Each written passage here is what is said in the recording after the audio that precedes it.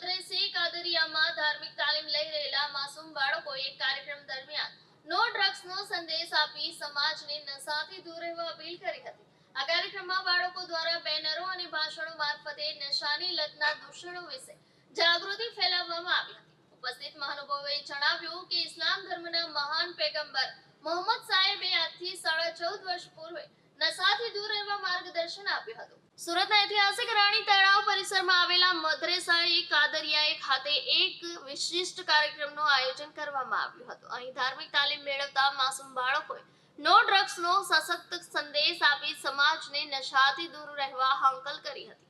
આ કાર્યક્રમમાં નાની વયના વિદ્યાર્થીઓએ નશાની બુરી અસરોને દર્શાવતા પ્રેરક વચનો અને નૂતન પ્રસ્તુતિઓ કરી હતી. બાળકોએ પોતાની સરળ છતાં અસરકારક વાણીમાં ડ્રગ્સના દુષ્પરિણામો સમજાવ્યા હતા અને યુવા પેઢીને આ વ્યસનથી બચવા અપીલ કરી હતી. આ કાર્યક્રમ દરમિયાન વક્તાઓએ ઇસ્લામ ધર્મના મહાન પૈગંબર હઝરત મોહમ્મદ સાહેબની શીખને પ્રકાશિત કરી હતી. પૈગંબરે આજથી 14.5 વર્ષ પૂર્વે પોતાના અનુયાયીઓને નશાથી દૂર રહેવાનો સ્પષ્ટ સંદેશ આપ્યો હતો. તેમણે જીવનની ઉત્તમતા માટે સ્વસ્થ અને સભાન જીવનશૈલી પર ભાર મૂક્યો હતો.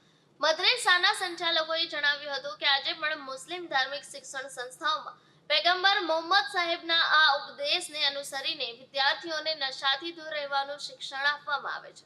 ધાર્મિક શિક્ષણની સાથે સાથે સામાજિક કુટેવો સામે જાગૃત કરવા માટે પણ ખાસ ભાર મૂકવામાં આવે છે. આ અવસરે ઉપસ્થિત રહેલા સમાજના આગેવાનોએ મદ્રેસાના આ પ્રયાસની પ્રશંસા કરી હતી અને જણાવ્યું હતું કે આવા કાર્યક્રમો સમાજમાંથી ડ્રગ્સ જેવી કુટેવને દૂર કરવામાં મહત્વની ભૂમિકા ભજવે છે. રાણી તળાવના શાંત અને પવિત્ર વાતાવરણમાં યોજાયેલા આ કાર્યક્રમે ઉપસ્થિત સૌના મનને સ્પર્શ કરી લીધું.